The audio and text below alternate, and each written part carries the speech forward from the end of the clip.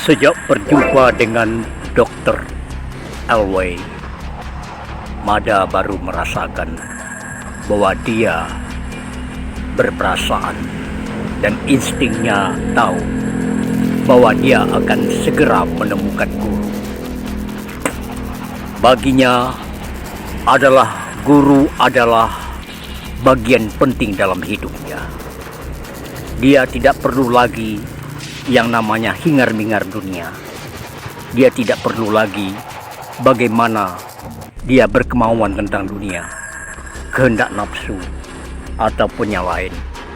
Tetapi yang dia perlukan adalah belajar dari hidup.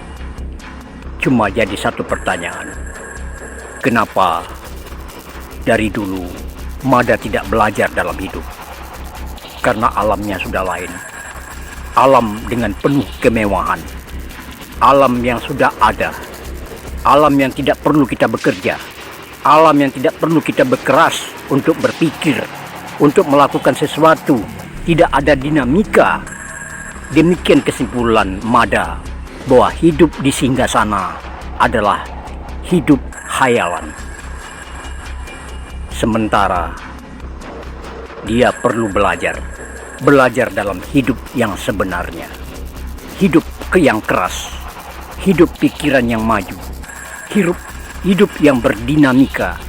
Itulah dunia, untuk satu tujuan, yaitu mengabdi kepada Tuanku yang Maha Agung, atau Allah Subhanahu wa Ta'ala.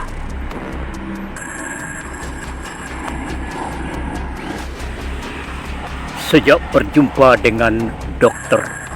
Elway, Mada baru merasakan bahwa dia berperasaan dan instingnya tahu bahwa dia akan segera menemukan guru.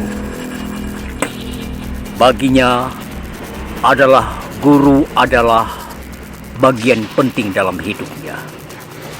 Dia tidak perlu lagi yang namanya hingar-bingar dunia. Dia tidak perlu lagi bagaimana dia berkemauan tentang dunia, kehendak nafsu, ataupun yang lain. Tetapi yang dia perlukan adalah belajar dari hidup. Cuma jadi satu pertanyaan, kenapa dari dulu Mada tidak belajar dalam hidup? Karena alamnya sudah lain. Alam dengan penuh kemewahan, alam yang sudah ada, alam yang tidak perlu kita bekerja, alam yang tidak perlu kita berkeras untuk berpikir, untuk melakukan sesuatu, tidak ada dinamika.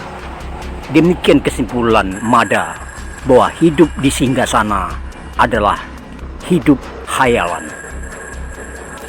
Sementara dia perlu belajar dalam hidup yang sebenarnya, hidup yang keras, hidup pikiran yang maju, hidup yang berdinamika.